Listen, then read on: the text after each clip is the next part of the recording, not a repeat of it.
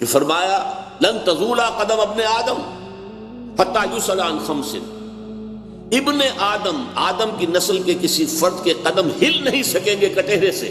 جیسے عدالتوں میں آپ نے دیکھا ہوگا ملزم یا ملزم کہنا چاہیے کھڑا ہوا ہے کٹہرے کے اندر، اس پر جرا ہو رہی ہے، حساب کتاب ہو رہا ہے، وکیل سوال کر رہا ہے، جج سوال کر رہا ہے، تو وہ کٹہرے میں کھڑا ہے. اس کٹہرے میں اللہ تعالیٰ کی عدالت اخروی کے کٹہرے سے ہل نہیں سکیں گے قدم جب تک 5 چیزوں کا حساب نہ لے لیا جائے. ہم نے عمر دی تھی تمہیں 80 برس، کہاں گلائی کہاں گوائی، ذرا بتاؤ تو صحیح کیا کر کے لائے؟ 80 برس میں کیا خیر بنایا، کیا نیکی کمائی، بتاؤ. جوانی، امنگیں تھی، ولولے تھے، حوصلے تھے، جسم میں طاقت تھی، اس میں کیا کیا تھا؟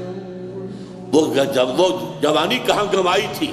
مال کا پیسے کا حساب دو، کہاں سے کمایا تھا، حلال سے کہ حرام سے، اور کہاں خرچ کیا تھا، جائز میں یا ناجائز میں، گلچھروں میں، بدماشیوں میں، عیاشیوں میں، یا نیکیوں میں، خیر میں، بھلائی میں، اللہ کے دین کی خدمت میں، ادائے حقوق میں. لاؤ حساب.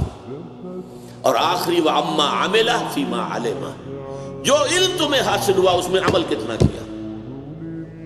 یوں سمجھیے کہ اگر علم انسان کو زیادہ حاصل ہو جائے تو اکاؤنٹیبلٹی بھی اسی نسبت سے بڑھ جائے گی. جس شخص کے پاس علم کم ہے اس کا حساب کتاب بھی اسی معاملے میں کم ہوگا. جس کے پاس پیسہ کم ہے اسی طرح اس کا حساب کتاب بھی کم ہوگا. جس کو اللہ نے دنیا میں پیسہ زیادہ دیا ہے اسے تو حساب چکاتے دیر لگے گی بڑی، بہت مشکل سے چھٹکارا ہوگا.